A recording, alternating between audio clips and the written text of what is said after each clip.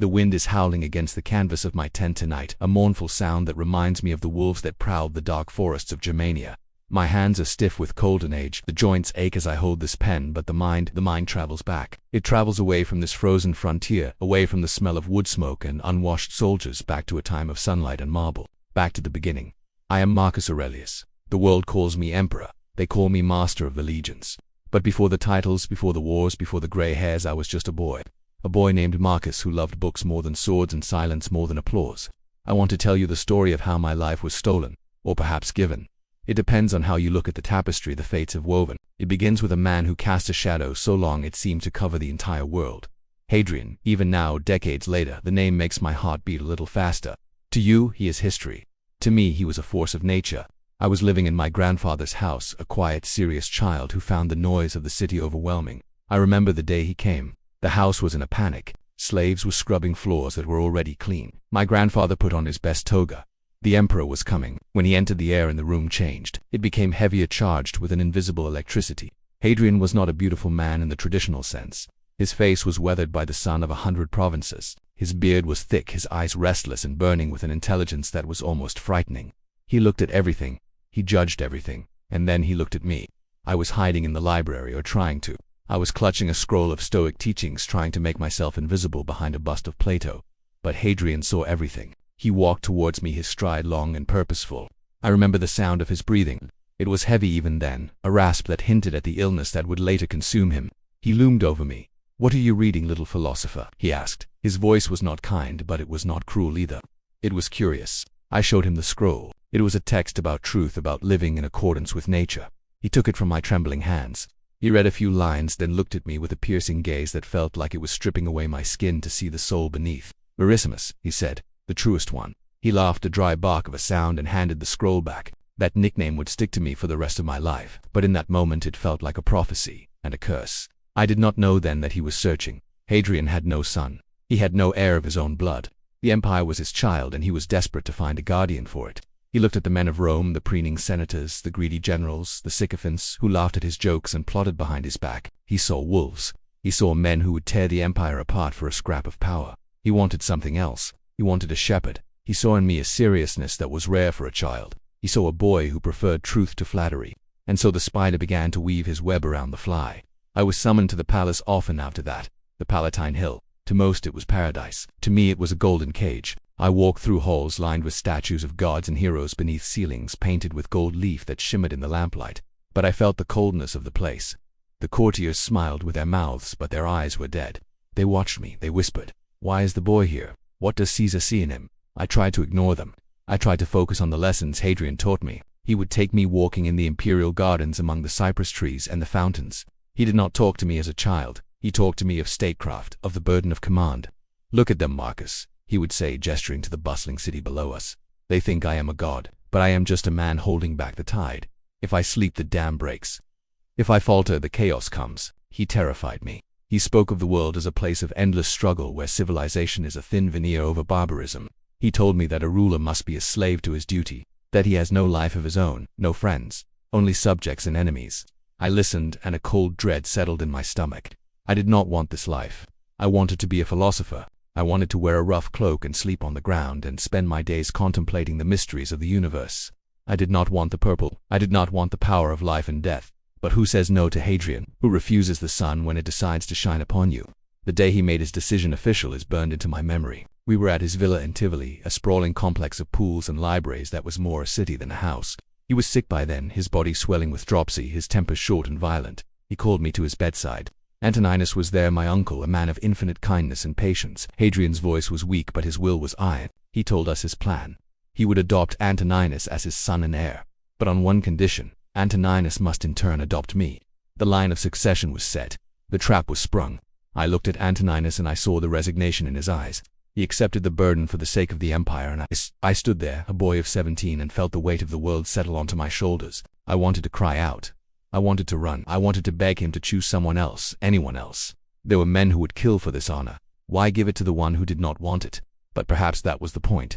Perhaps Hadrian knew that the only man fit to wield absolute power is the one who despises it. The man who craves power will be corrupted by it. The man who fears it will respect it. I looked at the dying emperor, at his swollen face and his eyes full of pain and expectation. I saw the future he was laying out for me. A future of endless duty, of sacrifice, of loneliness. I took a breath. I remembered my Stoic training. We cannot choose our fate. We can only choose how we meet it. I accept, I whispered. And with those 2 words, my youth ended. The philosopher died and the Caesar was born. The years that followed were a long, strange dream. I lived in the palace of the Caesars, but my heart remained in the Stoa. I was a prince of Rome. Yet I slept on the floor and ate simple food, much to the confusion of the court. They could not understand it. Why would the heir to the empire deny himself the pleasures of the flesh? Why would he wear rough wool when he could wear silk? Why would he read until his eyes burned when he could be feasting and drinking? They did not understand that I was training. I was not training for a wrestling match or a gladiator fight. I was training for life. I knew what was coming. I looked at Hadrian dying by inches, and I saw what power does to a man. I saw how the stress, the constant vigilance, the weight of decision eats away at the soul. I knew that if I did not build a fortress within myself, I would be destroyed. My adoptive father Antoninus became emperor when Hadrian finally breathed his last. If Hadrian was the storm, Antoninus was the calm after the rain. He was a good man, a steady man. For 23 years I served him. I was his shadow. I learned the art of ruling not from books but from watching him. I learned that patience is the greatest weapon a ruler can possess. Antoninus never rushed. He never let his temper get the better of him. When senators insulted him, he smiled. When problems arose, he solved them with quiet efficiency. He taught me that the empire is not held together by fear but by duty, by the daily grinding, unglamorous work of administration. I spent those years in the Senate listening to endless debates about taxes and boundaries and grain supplies. It was boring, deadly boring. My mind would wander to the books I wanted to read, to the philosophical questions that burned in my brain, but I forced myself to listen. I forced myself to care, because this was my duty. I learned to find a kind of philosophy in the mundane. Is not justice a form of philosophy? Is not the fair distribution of grain a practical application of ethics? I began to see that Stoicism was not just a theory to be discussed in a classroom. It was a tool, a hammer, to shape reality. But it was not all work. I married Faustina, the daughter of Antoninus, a woman of spirit and fire. We had children, many children. And with them came the greatest joy and the greatest pain I have ever known. To hold a newborn baby in your arms is to feel the presence of the divine. It is to feel a love so fierce it terrifies you. But in Rome, death is never far away. We lost children. One by one I watched them fade. I watched the fever take them. I watched their small chests stop moving. The grief was a physical blow. It felt like my heart was being torn from my chest. I wanted to rage against the gods. I wanted to curse the universe for its cruelty. But the Stoic in me whispered the hard truth. You have buried them. Now go and do your duty. It sounds cold, I know, but it is the only way to survive. I had to learn that my children were not my property. They were on loan from nature. Like leaves on a tree, they bud, they grow, and they fall. Some fall in the autumn when they are old and brown. Some are ripped away by a storm in the spring while they are still green. It is not for the leaf to complain. It is the way of the tree. It is the way of the world. I learned to love them in the moment, to cherish every laugh, every touch, because I knew it might be the last. Memento mori. Remember, you will die. Remember, they will die. This thought did not make me love them less. It made me love them more. It made every moment precious because it was fleeting. Hadrian's shadow still lingered. I knew that this long summer of peace under Antoninus was an anomaly. It was a pause for breath. The world is violent. Chaos is the natural state of things. I looked at the borders of the empire on the maps. Thin lines drawn in ink separating civilization from the wild. I knew the wolves were out there. I knew they were watching, waiting. I prepared myself. I sharpened my mind. I practiced poverty. I practiced hardship. I told myself every morning, today you will meet people who are meddling, ungrateful, aggressive, treacherous, malicious, and unsocial. I rehearsed these things so that when they happened I would not be surprised. I would not be moved. Antoninus grew old. His step faltered. The end came quietly, as it does for good men. He was at his villa eating Alpine cheese at dinner. He felt ill. He went to bed and never woke up. The watchword he gave to the guard on his final night was equanimity, balance, calmness. Even in death he was teaching me. When the news came that he was gone, I felt a great hollowness. The shield was gone. The buffer between me and the world was removed. I was no longer the heir. I was the emperor, the Caesar, the master of the known world. I looked at my reflection in the mirror. I saw the same face, but the eyes were different. They were the eyes of a man who knows he is about to step into the fire. I asked the Senate to name my brother Lucius Verus as co-emperor. I did not want to rule alone, and I wanted to honor Hadrian's wish, but deep down I knew the burden would be mostly mine. Lucius was light. I was heavy. He was the butterfly. I was the ox. I adjusted the purple cloak on my shoulders. It felt like lead. I walked out onto the balcony to face the crowds, to hear them chant my name. Ave Marcus Aurelius, they shouted, but I did not hear cheers. I heard the distant rumble of thunder. The storm had finally arrived. The gods did not give me time to breathe. The moment I took the throne, the sky turned black. It started with the river. The Tiber, the lifeblood of Rome, turned into a monster. It rose in a fury, bursting its banks, sweeping away homes, drowning livestock, destroying the grain that fed the city. The people of Rome, accustomed to the peace of Antoninus, were in shock. They looked at the muddy ruin of their lives and they cried out for help. I walked among them, not as a god, but as a man. I waded through the filth, holding the hands of the grieving, ordering the granaries to be opened. I saw the fear in their eyes. They thought the gods were angry. They thought I was cursed. Perhaps I was. Then came the war in the east. The Parthians destroyed a legion. An entire legion wiped from the earth. I sent Lucius to handle it. He won the war, but his soldiers brought back a curse far worse than any enemy. The plague, the Antonine plague. It is a name that will echo in history as a synonym for death. It moved like a phantom, invisible and unstoppable. It swept through the cities, through the army camps, through the very air we breathed. I saw carts piled high with bodies rumbling over the cobblestones day and night. The smell of death hung over Rome like a heavy fog. There were not enough living to bury the dead. I saw the empire beginning to crack. The economy collapsed. There were no workers to farm the fields, no soldiers to man the walls. And in that moment of supreme weakness, the barbarians struck. The Marcomanni, the Quadi, the Sarmatians, vast confederations of warriors from the north, sensing that the great beast of Rome was wounded, crossed the Danube. They poured into the empire, burning, looting, killing. They reached Aquileia. They threatened Italy itself. The panic in Rome was absolute. I had a choice. I could stay in the palace, safe behind the Praetorian Guard, and let my generals fight, or I could lead. I was not a soldier, I was a scholar. I had never commanded an army in battle, but I knew my duty. I sold the imperial treasures, the golden goblets, the crystal vases, the silk robes of my wife. I put them all up for auction in the Forum. I emptied the palace to pay for the legions because I would not tax a people already broken by plague. I put on my armor. It felt heavy and unnatural. I strapped on a sword and I rode north. I spent the next decade in hell. There is no other word for it. The forests of Germania are a dark and foreboding place. The trees grow so thick they block out the sun. The rain never seems to stop. It turns the ground into a sucking mud that swallows men and horses. I lived in a tent. I ate soldiers' rations. I breathed the smoke of campfires and the stench of unwashed bodies. I saw things that no man should have to see. I saw fields of snow stained red with blood. I saw the severed heads of my soldiers mounted on spikes. I saw the brutality of man unleashed. In the chaos of battle, when the lines clash and the screams drown out all thought, it is easy to lose your humanity. It is easy to become a beast, to fight the beasts. I felt the anger rising in me. I felt the hatred for these enemies who refused to submit, who killed my men. But I fought that battle too, the battle inside. I sat in my tent at night while the rain drummed on the canvas and I wrote. I wrote to remind myself who I was. The best revenge is to be unlike him who performed the injury. I wrote that down. I looked at it. I forced myself to believe it. If I became cruel, if I became a tyrant, then the barbarians had already won. They would have conquered my soul. I was lonely. God, I was lonely.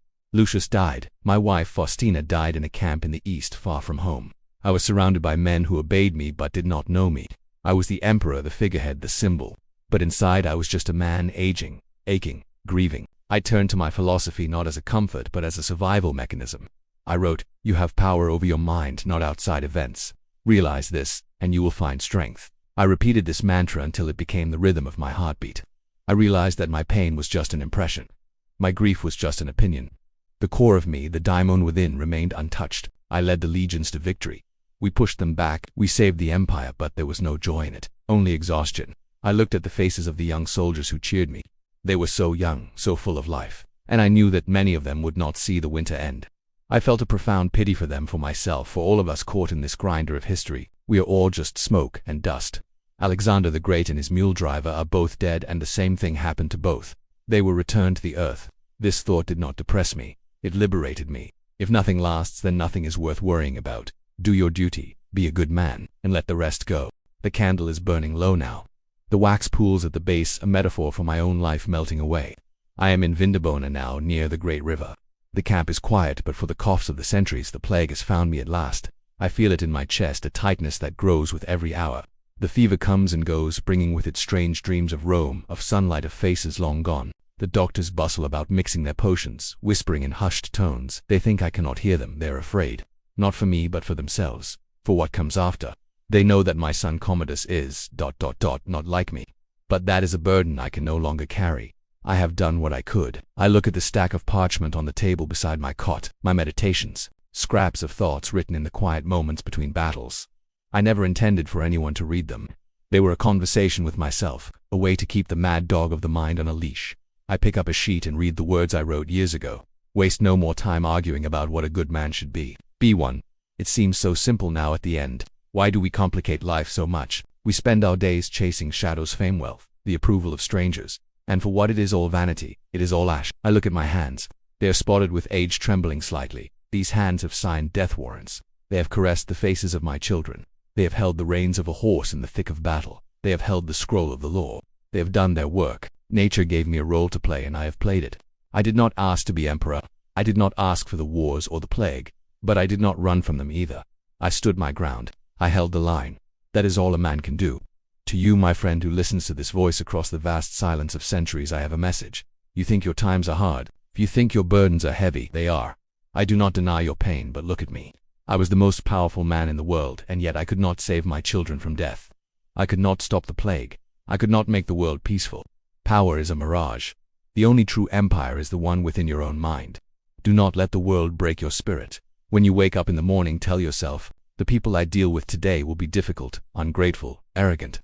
But they are like that because they do not know the difference between good and evil. But I have seen the beauty of good and the ugliness of evil, and I recognize that the wrongdoer has a nature related to my own. We were made for cooperation, like feet, like hands, like rows of teeth. To act against one another is contrary to nature. Do not fear change. Do not fear aging. Do not fear death. Look at the sun as it rises. It is new every day. Look at the river. It flows and changes, yet it is always the river. You are part of this great flow. You are a small wave in the ocean of existence. You rise, you crest, you fall back into the deep. It is not a tragedy, it is beautiful, it is right. I feel the cold creeping up my limbs now. The end is near, I am not afraid. Why should I be? I am returning to the source. I am returning to the ancestors. I am returning to the stars. I think of Antoninus and his calm smile. I think of Hadrian and his fierce intellect. I think of my children waiting for me in the Elysian fields. I am ready. Live your life, my friend. Don't just exist. Live with purpose. Live with virtue. Be kind even when others are not. Be just even when the world is unfair. Be strong even when you want to collapse.